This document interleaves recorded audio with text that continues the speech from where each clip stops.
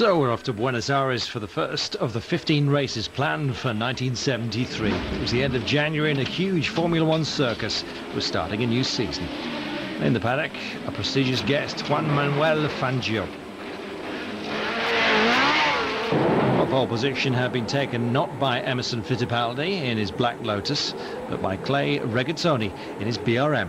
The Swiss driver managed to hold on to his advantage for the first corner in front of Francois Cervera, which shot forward from the second line. So began the new season with Regazzoni as its first leader. A nice start for Rega, who'd been dropped by Ferrari at the last moment and who, what's more, had refused an offer from Brabham.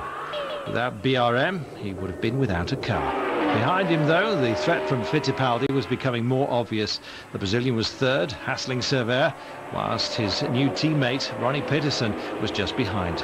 Stewart, after a bad start, was a bit further back. During the 29th lap, a change of leader. Cervera was in the lead. Regazzoni's tyres were wearing badly.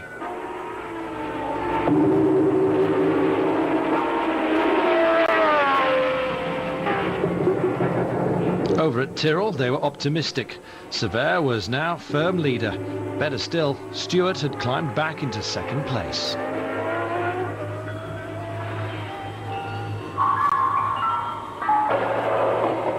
Well, they hadn't counted on the devilish Fittipaldi, who didn't let up the pressure and kept up with the rhythm of the Tyrrell Fords. Fittipaldi now second, Stewart having problems. As a result, Cervera had to fight heroically to resist the Lotus. The Frenchman had a cramp in his right leg. During the 86th lap, there was another change. Fittipaldi getting past the Tyrrells. Fittipaldi masterly coming home in front of Cervera, Stewart, Ickx, Hume and Wilson Fittipaldi.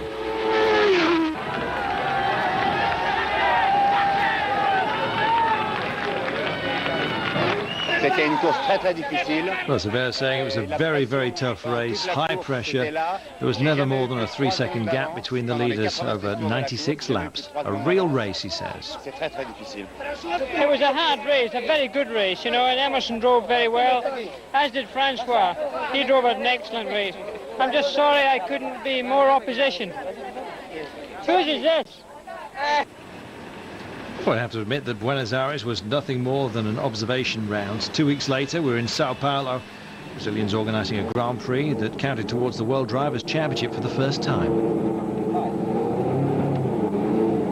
Well, no doubt Tyrrell had the most balanced team, but in the hot and electrifying atmosphere, the crowd had eyes only for their idol, Emerson Fittipaldi. Now, he was second on the starting grid, having been beaten by his very rapid teammate, Peterson.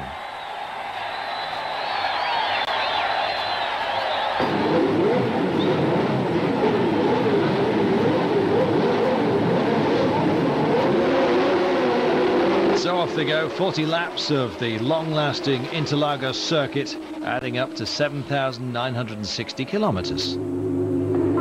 Well, the Brazilians were jubilant. Fittipaldi was in the lead in front of the other local driver, Carlos Pace. He'd shot forward from the third line. Stewart and Peterson were following behind. Cervera only 8th. Very soon, Pace had let Stewart and Peterson past.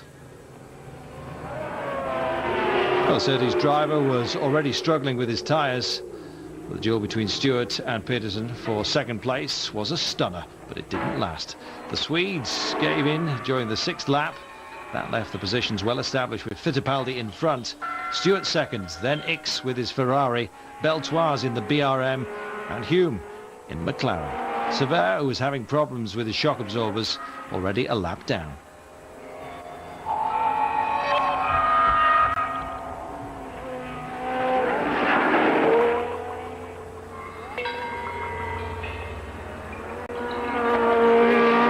Nothing seemed able to stop the triumphant march of the number one, who was making light work of the traps on the circuit. Amongst those who had to abandon, Wilson Fittipaldi and Jean-Pierre Beltoise, whilst Regazzoni had to stop and change his front tyres. During the 30 laps, Fittipaldi's lead over Stewart increased to 13 seconds. The race had effectively already been run. The Brazilian only had to conserve his leads and beware of traffic. to come home winner.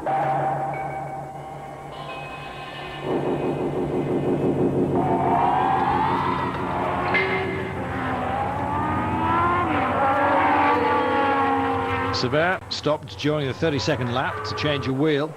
He was 2 laps behind and wouldn't mark any points this time.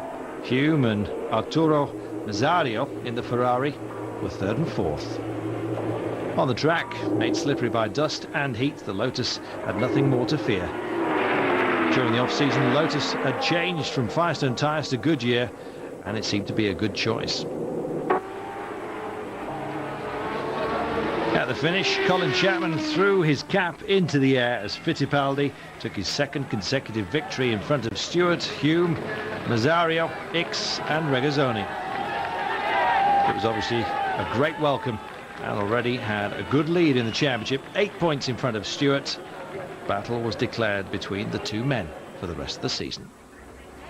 The 3rd round took place 4 weeks later in Kyalami in South Africa. The circuit, as you all know, is situated at an altitude of 2,200 meters. This Grand Prix saw the first appearance of the new brand, Shadow, with a car driven by the American George Follmer. And the new McLaren also showing its face.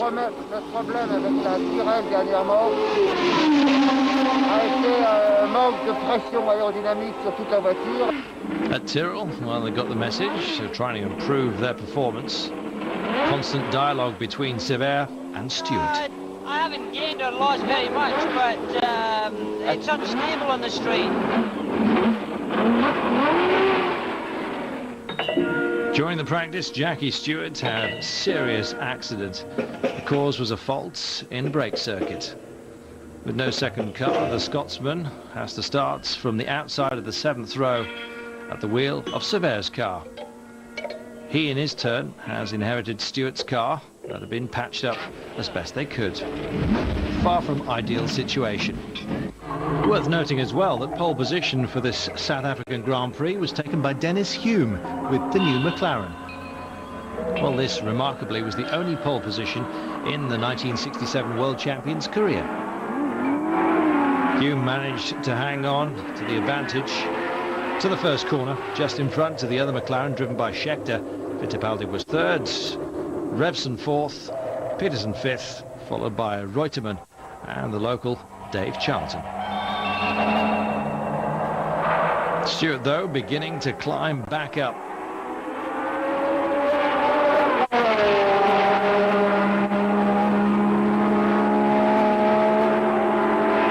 Placings remained more or less stable until the 3rd lap, when Regazzoni had an accident at the Crowthorne corner. The Swiss driver had been unable to avoid Charlton and been hit by Helwood Surtees and Ickx with his Ferrari.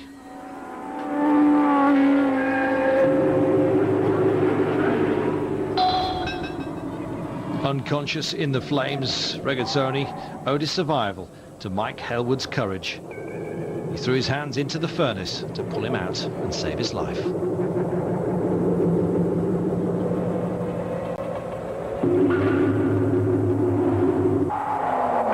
Unmoved by the yellow flags being waved around the site of the drama, Stewart makes the most of the situation to overtake everyone and go into the lead in the 7th lap. Well, a complaint was lodged by McLaren, but the dual world champion in 69 and 71 only received a warning. Different times, different morals perhaps. As a result, Stewart went on to completely unhoped for victory. Fittipaldi could do nothing.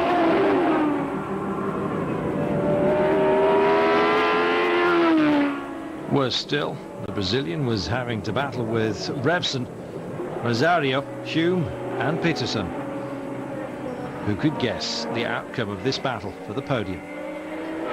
Francois Sever has had to stop several times. He's 4 laps behind the leader. The winner was none other than Jackie Stewart. Despite having started from 14th place on the grid, he certainly had something to thank the yellow flags for.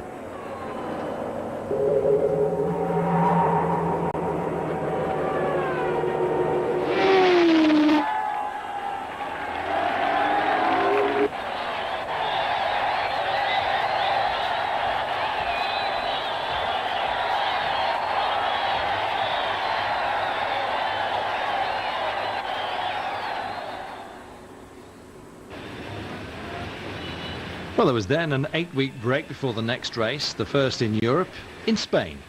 The Grand Prix took place at Barcelona, on the hill at Mountwich, a circuit 3.8 kilometres long, 75 laps ahead.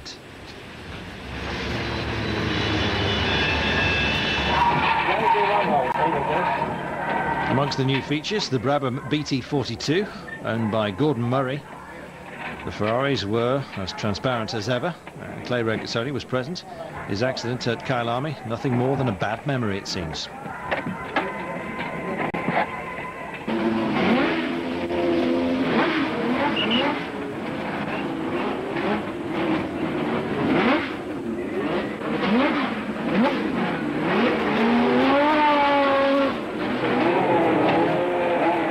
Sessions then around this hilly and sinuous course, hard both on tyres and brakes. Peterson really went for it, took pole, 0.7 of a second ahead of Hume, 2 seconds over his teammate Fittipaldi, leader of the World Championship. At the start, the Swedish driver hangs on to his advantage over the rest of the pack.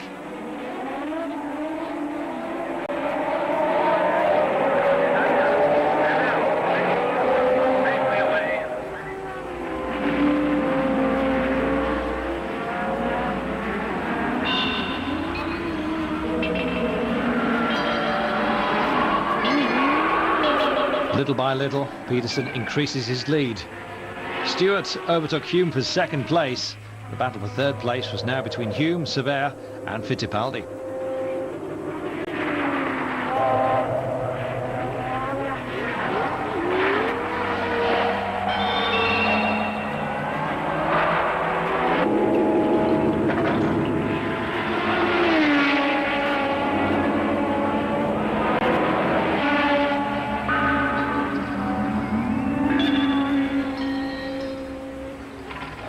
Hume, however, soon had to stop and change a tyre, followed shortly by Sever. The latter lost a lap while he was at it, having started just in front of his teammate, Stewart.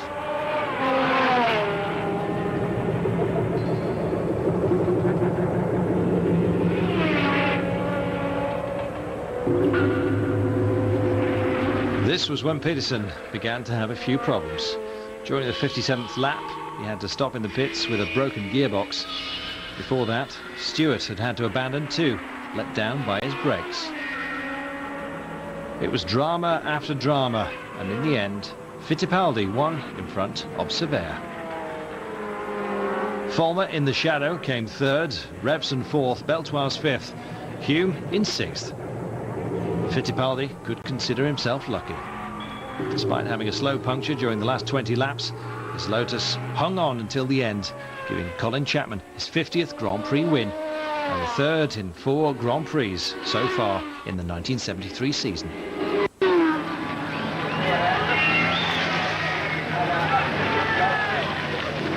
We next see Francois Sever on track at Zolder, the theatre both for the Belgium and European Grand Prix on the 20th of May. Well, that year the Frenchman had clearly gone up a level. Although he still lacked the success that sometimes makes world champions, he's definitely up at Stewart's level in terms of pure performance.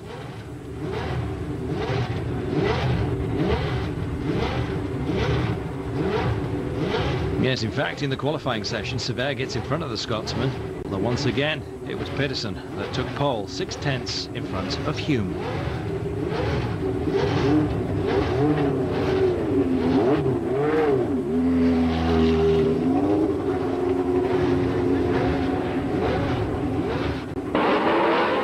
So it was Pedersen and Sever that led the dance to begin with.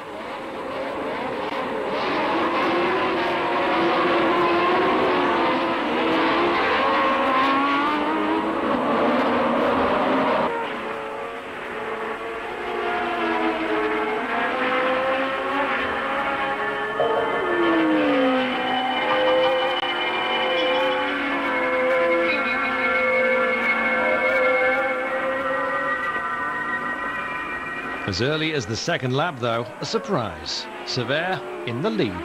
Better than that, the Tyrrell driver was getting away at a rate of at least a second a lap.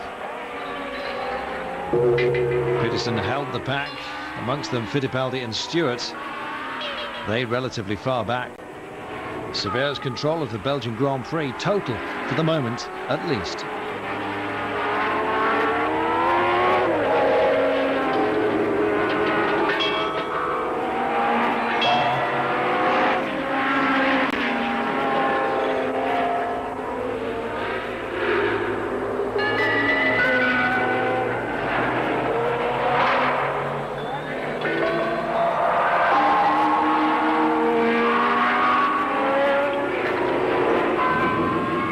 Suddenly, Ix and his Ferrari had to abandon. A broken oil pump made him stop on the edge of the track.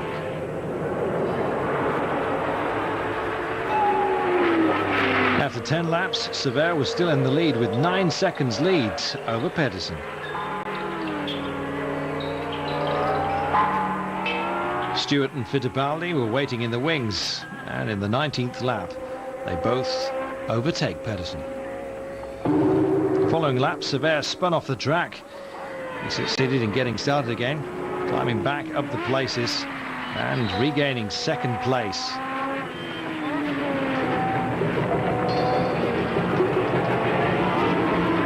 Needless to say, others had made the most of the incident, and when it came to playing the tactics of prudence and clairvoyance, one person was better than all the rest: Jackie Stewart. The Scotsman took his second victory of the season, relegating Fittipaldi third, 2 minutes behind him. Magnificent double for the Elf Tyrrell Ford team, and a new lesson in optimism from Jackie Stewart.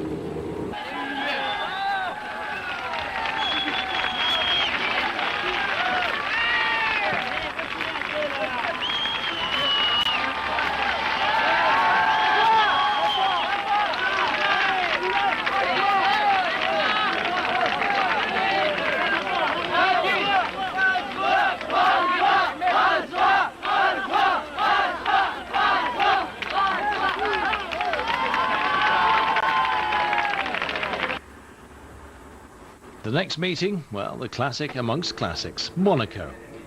As ever, a glamorous atmosphere, strained for this race though, unlike any other.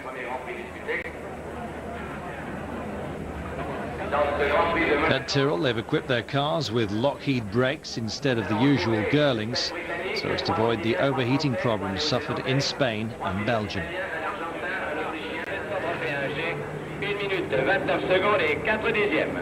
Jackie Stewart took pole, 2/10 in front of Pedersen. Severe took fourth. Return to Grand Prix racing with the Brook von Oxo Cersei Spina TS14A. The Frenchman then got off to a dreamlike start, shooting past all 3 cars in front of him. A catastrophic start, on the other hand, for Stewart, who could do no better than fourth by the end of the first lap.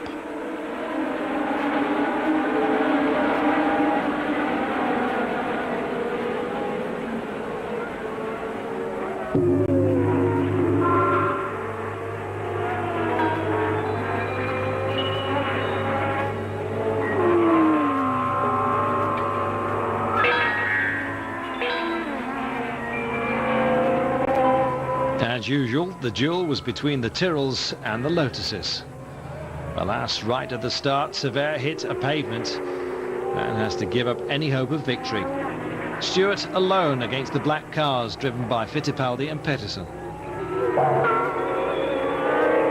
But it took more than that to trouble him, and soon, beneath the gaze of Nora Tyrrell, who came to every Grand Prix, the Scotsman went on to win once again.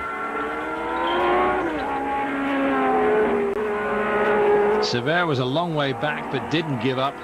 His desire for revenge after his error took him to fourth place. During this Grand Prix, 2 young drivers showed their talent. Nicky Lauda running at third at one point, and James Hunt, who was competing in his first Grand Prix, running 6th at one time. Both abandoned, but they showed that their names were worth watching.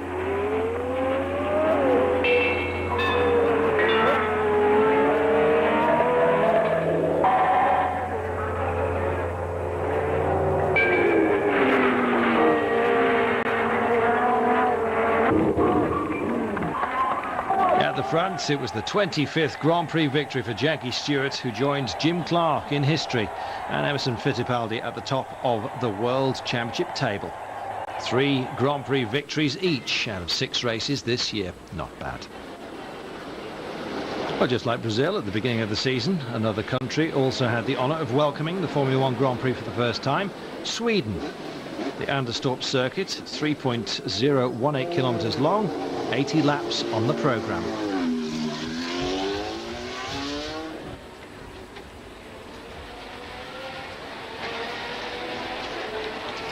Needless to say, the crowd's favourite was Ronnie Peterson. No longer needs to prove his velocity. Been dogged by bad luck, though, since the beginning of the year. Maybe that would change. And Peterson gave no one else a chance of taking pole. 8 hundredths in front of Sever. Stewart on the second row next to Fittipaldi.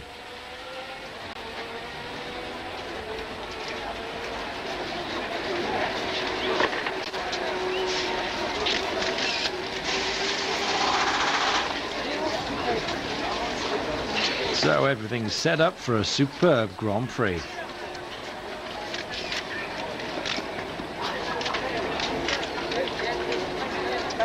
The weather was pleasant, the crowd numerous, and there were 3 Frenchmen in the line, as there had been since the first Grand Prix of the year. Sever and the 2 Jean-Pierres, Beltoise and Jarrier, the latter at the wheel of a March Ford. An impeccable start for the 2 Lotuses, which were in front of the 2 Tyrrells.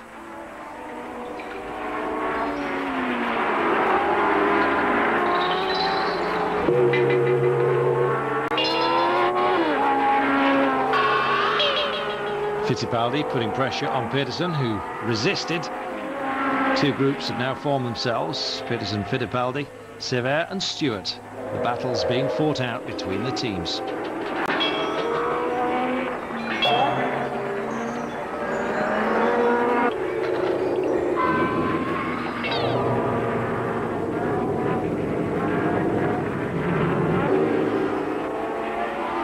On the 33rd lap, handicapped by his brakes, Sever is overtaken by Stewart. 10 laps from the finish, Stewart took second place from Fittipaldi, whose Lotus starting to smoke. Dennis Hume just behind him, Sever 5th.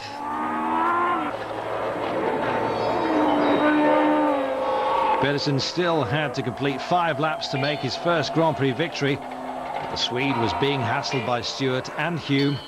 4 laps from the finish, another piece of drama. Stewart had gone following a brake disc problem.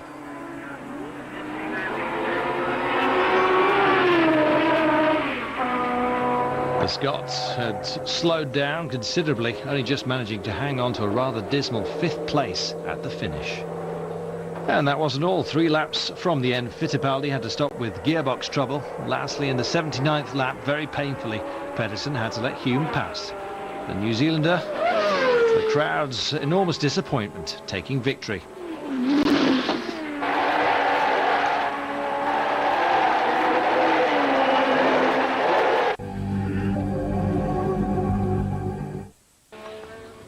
First of July 1973, the Paul Ricard circuit at Le Castellet. The French Grand Prix getting ready to conclude the first half of the season. Emerson Fittipaldi was still at the head of the championship, but only had a 2-point lead over Stewart. The Brazilian set off from 3rd place on the grid. Note that a new car had appeared. The Ensign with Ricky Van Opel at the wheel.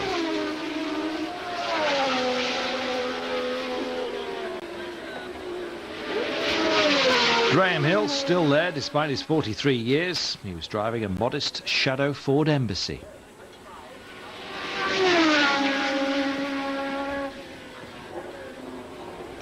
Well, the young Jody Scheckter caused a stir in the warm-ups by taking second best time, but Stewart was the undisputable owner of pole. He was the only one to get below 1 minute 49.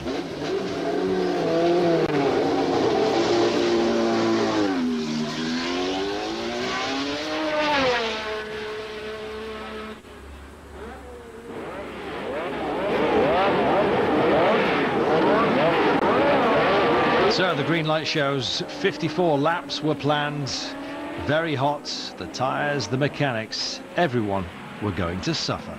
Scheckter immediately went into the lead. Jackie Oliver in the shadow. Broke his gearbox though.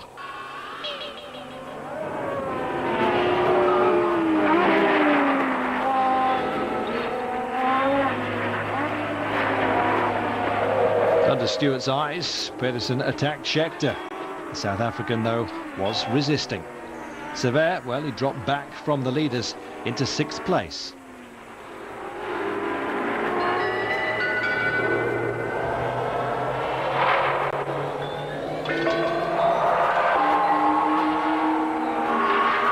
Coming up to mid-race, Scheckter still leading. Pedersen couldn't find an opening. Stewart seemed to be biding his time, though.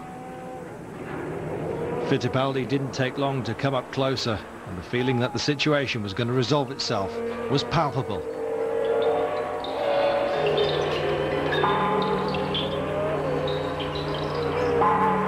Five of them, wheel against wheel, the suspense enormous.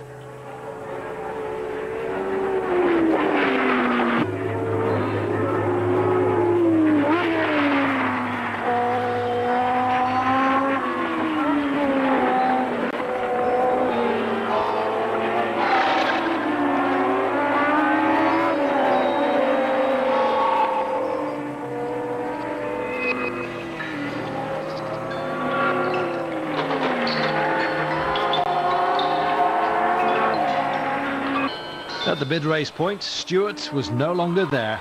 He stopped to change a wheel. And while that was happening, Fittipaldi overtook Pedersen.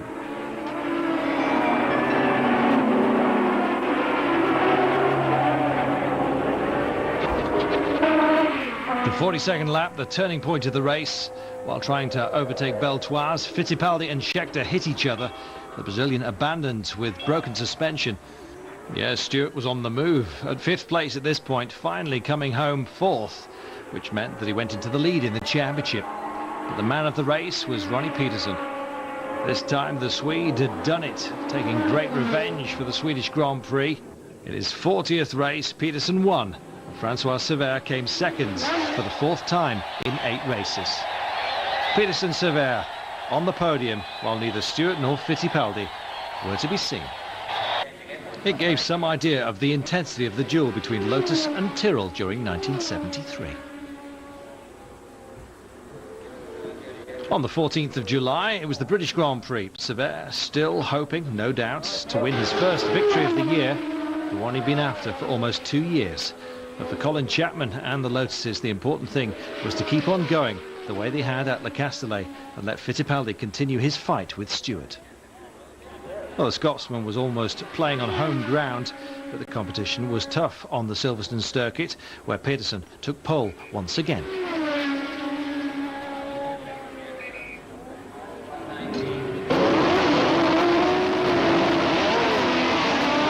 At the start, everything went well. Stewart took the lead in front of Peterson, Reutemann and Scheckter.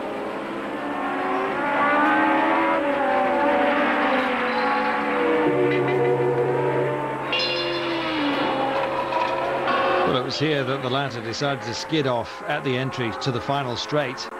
The rest can only be called a perfect illustration of a particular kind of chaos. A monumental pile-up was the result. A dozen cars were involved. Andra de Adamic suffering a broken ankle. Apart from Scheckter and de Adamic, Hailwood, Pace, Mass, Beltoise, Williamson and Fulmer were eliminated.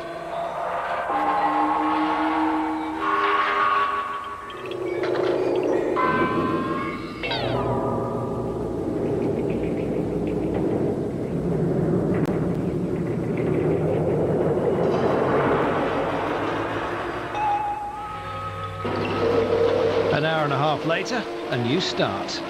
Only 19 left on the grid. This time Peterson didn't let Stewart take him by surprise and took the lead with authority.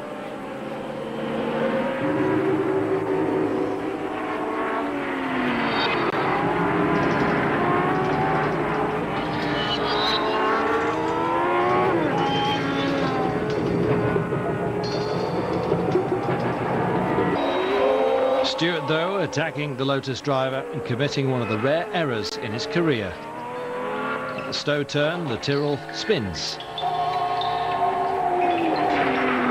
Rejoins the race in 13th place.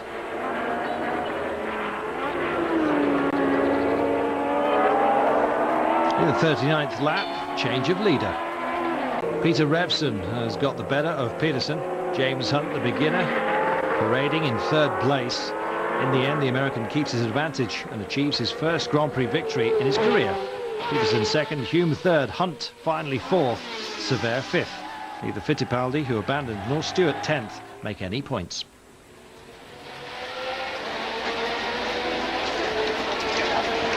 The following round took place in Holland on the Zandvoort circuit. The Ferrari wasn't there. The Commendatore, unhappy with the performance of the cars, had decided to give the race a miss. The weather was appalling to begin with, which did nothing to stop Peterson from signing his 6th pole of the season in 10 Grand Prix. His teammate Fittipaldi was injured during the warm-ups. He was in great pain with his ankle.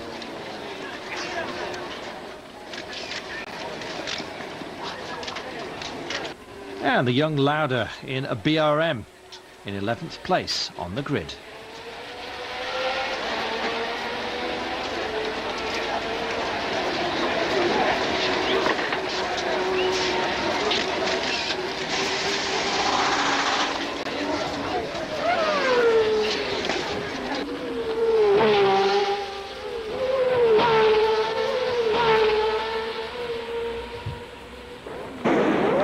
Lotuses, the beginning of the race was something of a paradox.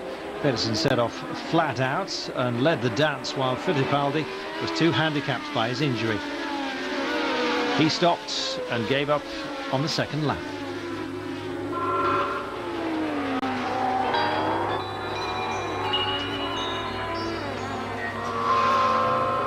Stewart and Sever were trying to ambush one another,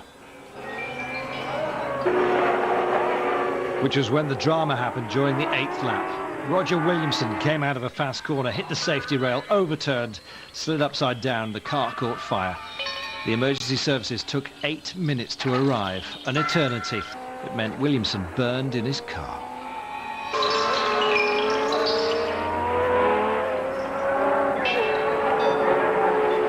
At the mid-race point, Peterson had more than 10 seconds advance over the Stewart-Sever duo.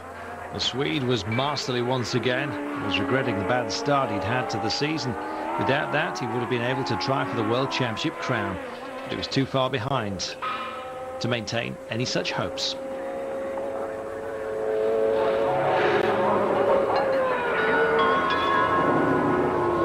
Behind the 3 leaders, James Hunt was once again in evidence. The Englishman was at the wheel of the March Ford.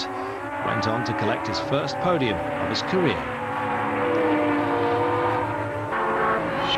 In front of him, Pedersen was unfortunately having a few problems.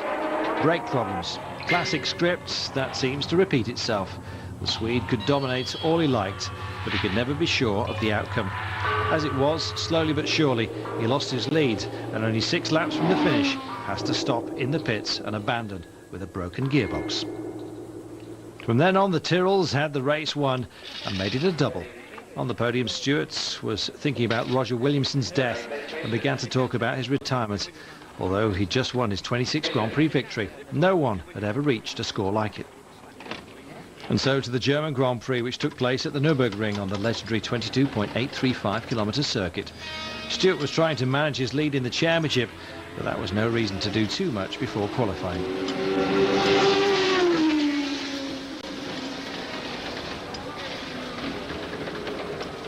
Stewart took pole half a second faster than Pedersen, while Sever was 3rd. The Ferraris still absent, but Jackie Ickx had found refuge with McLaren and took an excellent 4th time on his favourite circuit.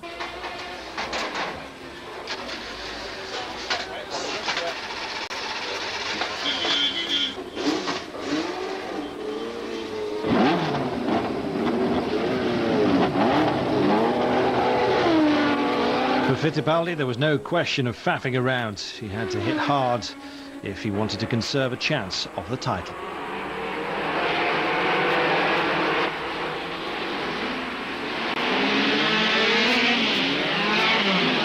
Tyrrell's off to a great start, helped by Pedersen's early abandonment on the first lap. Yes, a first lap that looked more like a stroll for the blue cars. Fittipaldi had fuel feed problems. It wasn't the day for Lotus.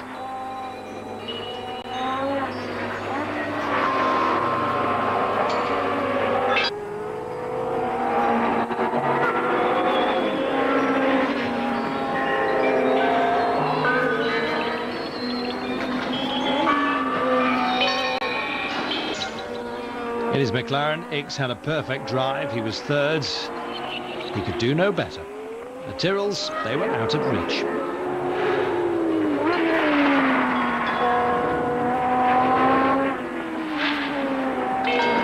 Halfway through the race, behind the leading three, Reutemann, Pace and Hume, Fittipaldi fighting it out with his brother Wilson for 7th place.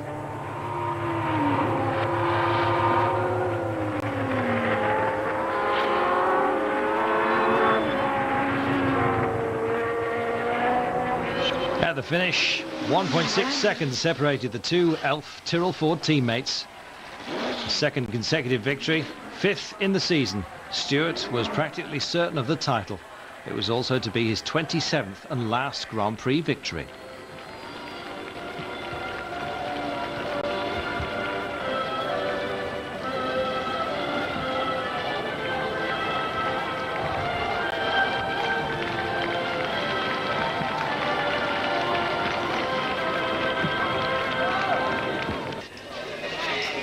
So to the Austrian Grand Prix, which took place at the Zeltweg circuit, almost 6 kilometers long. The question was whether Francois Sever was to be the strong man at the end of the season. It was clear that Stewart was ready to help the young teammate. He'd taken him under his wing. They had a very close relationship, and their times were very close as well. Very fast, this circuit in Austria, very demanding on the brakes. Everyone wanted to see what Lotus would do. Fittipaldi remains stuck in a black run of luck. Only 1 point from the last 5 Grand Prix. Obviously not worthy of a champion in waiting. Well, it didn't stop the Brazilian from taking pole in front of Pedersen, but it was the latter who started the best. What was worse for Fittipaldi was that Hume had succeeded in slipping in between the two Lotuses.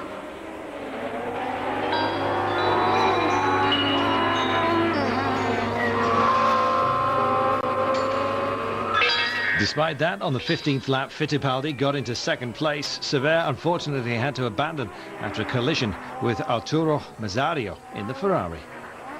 Yes, Ferrari back after an absence of 2 Grand Prix. Stewart running 3rd.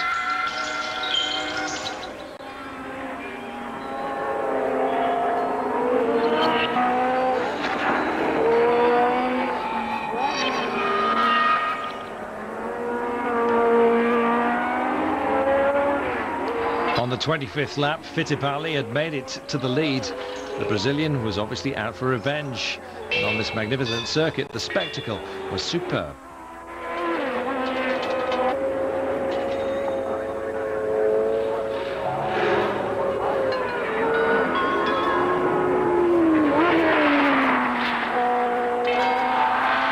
Sadly, though, for him, 5 laps from the finish, Fittipaldi has to abandon. The pipe linking the petrol pump and the distributor came off. For once, it was Pedersen who inherited victory and took his 2nd Grand Prix success in front of Stewart. The title was coming closer. Perhaps it would be his at Monza. Carlos Pace was 3rd, Reutemann 4th, Beltoise 5th, Regazzoni 6th.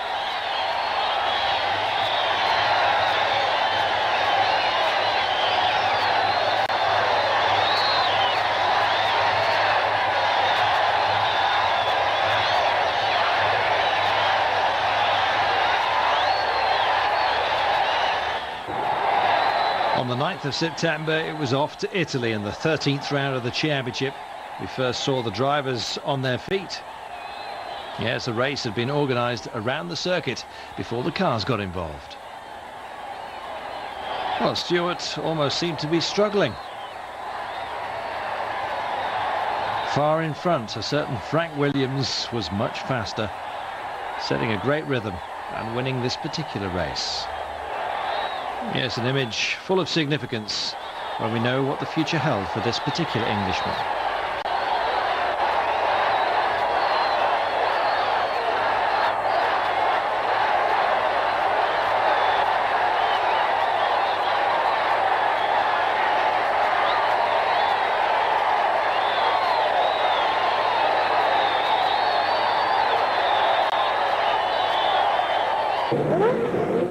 No surprises in practice.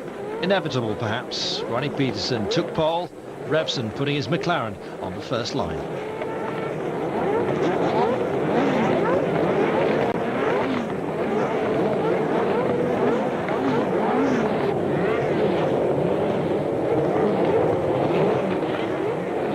The Ferraris on home ground started with two cars, one for Ickx, one for Mazzario. James Hunt, well, he was injured during the practice and was unable to take part in the race. Stewart only made 6th time, Sever 11th.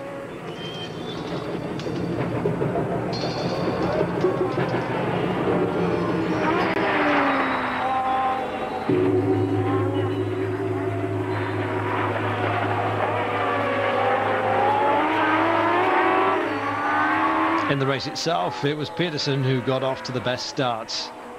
Mazzario broke his suspension during the second lap. Jackie Stewart had to stop and change a punctured tyre. Hume did the same to check his suspension after a spin.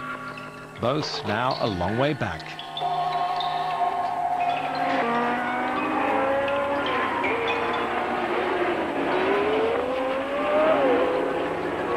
On the 30th lap, Peterson still leading in front of Fittipaldi and Revson. Stewart managed to climb back up to 4th place. That would be enough to allow him to claim the title 2 races before the end of the season. But for that, Fittipaldi had not to win this Italian Grand Prix, which was exactly what happened. Peterson didn't let his teammate past, took his 3rd victory of the season. The Swede was definitely the strong man of the second half of the season, but the man of the race, Jackie Stewart, took his 3rd World Championship title after those 1969 and 1971 victories. By then it was almost official that the Scotsman would announce his retirement after the last Grand Prix of the year in America.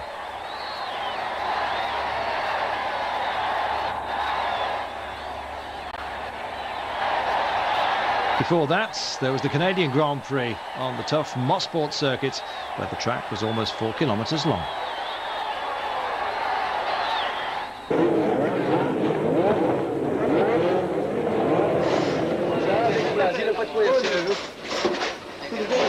But Lotus, despite having lost the title, were still smiling and kept their sense of humour.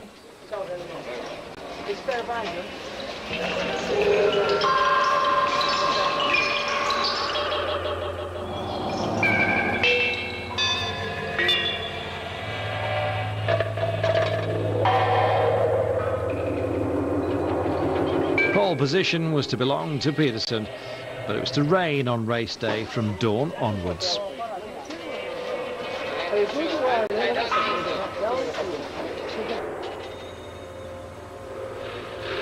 Since the rain continued, the start was delayed.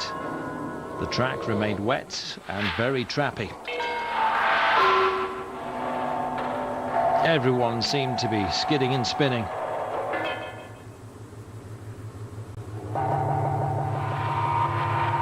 The race was to start with Peterson on pole, who finished almost a second in front of Revson. Yet another demonstration from the Swede, despite his exit from the track.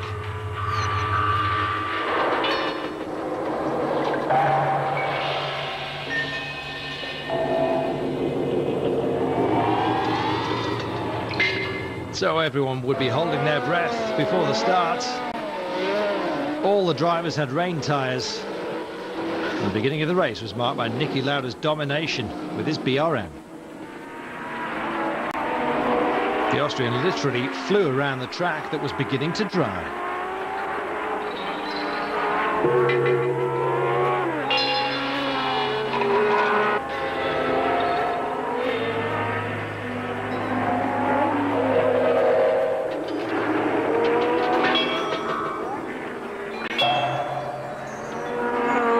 Unfortunately for Lauda, though, his team made a mistake with the tyres at his pit stop, and he lost all hope of being able to take his first victory.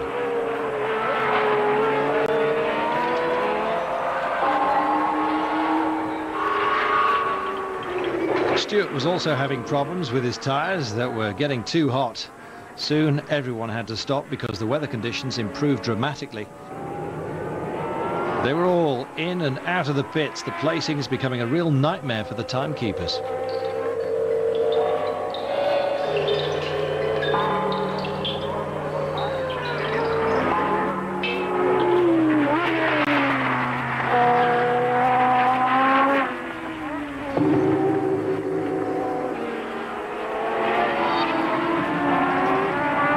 One thing was certain, Peterson didn't have it in the bag yet. After a puncture, he hit a safety barrier. Sever collided with Scheckter. Both men had to retire. Worse, the Frenchman had 2 twisted ankles. As a result, since the debris of the Tyrrell was all over the track, the race managers decided to send out the safety car, which at that stage was still called the official race neutralizing car. When the car set off again, no one knew exactly what the placings were. The battle seemed to be between the 2 jackies, Oliver and Stewart, along with Fittipaldi.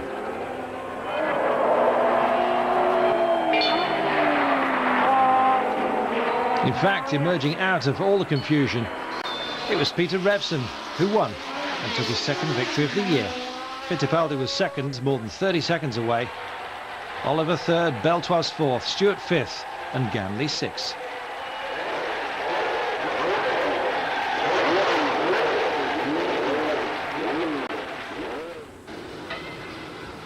The last Grand Prix of the year took place in the United States on the Watkins Glen circuit.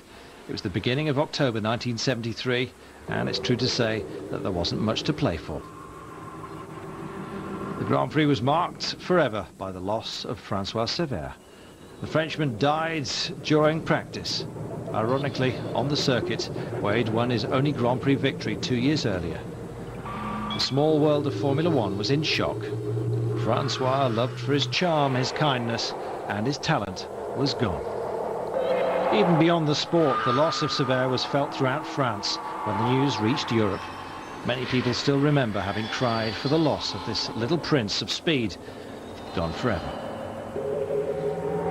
Well, Jackie Stewart, Ken Tyrrell and all the team members were devastated. The Scotsman should have been taking part in his 100th and last Grand Prix. He decided to withdraw as a sign of respect. The rest, well, purely anecdotal. No one's heart was in it. They all set off for 59 laps, and no surprise when Peterson took the lead in front of Reutemann.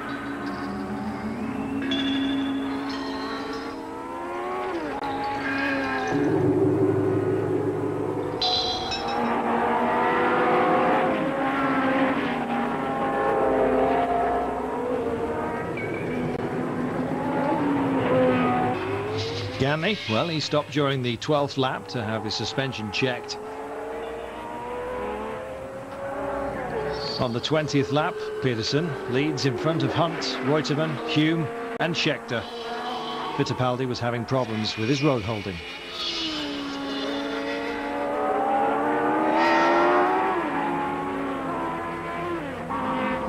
James Hunt put Peterson under terrible pressure. The Swede resisted valiantly in the face of this wild young Englishman.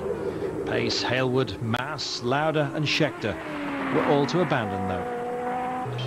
Fittipaldi was leading the South African when the latter came off the track. He was only able to avoid him by braking desperately. When his tyres were immediately destroyed, or almost, he stopped to change them and lost a place to Revson. The placings remained stable until the finish. Peterson took his 4th victory of the year, 7/10 in front of Hunt, Reutemann 3rd, Hume 4th, Revson 5th, Fittipaldi 6th.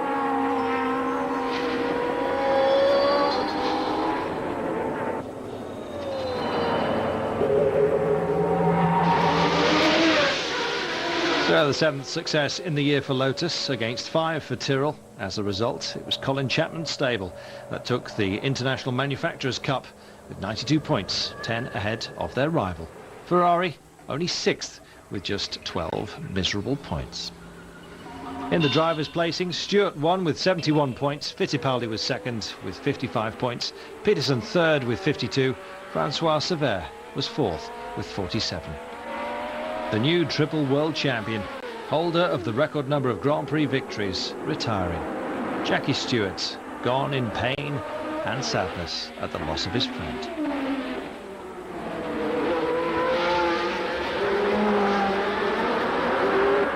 That was 1973. From me, Carlton Kirby, it's bye-bye.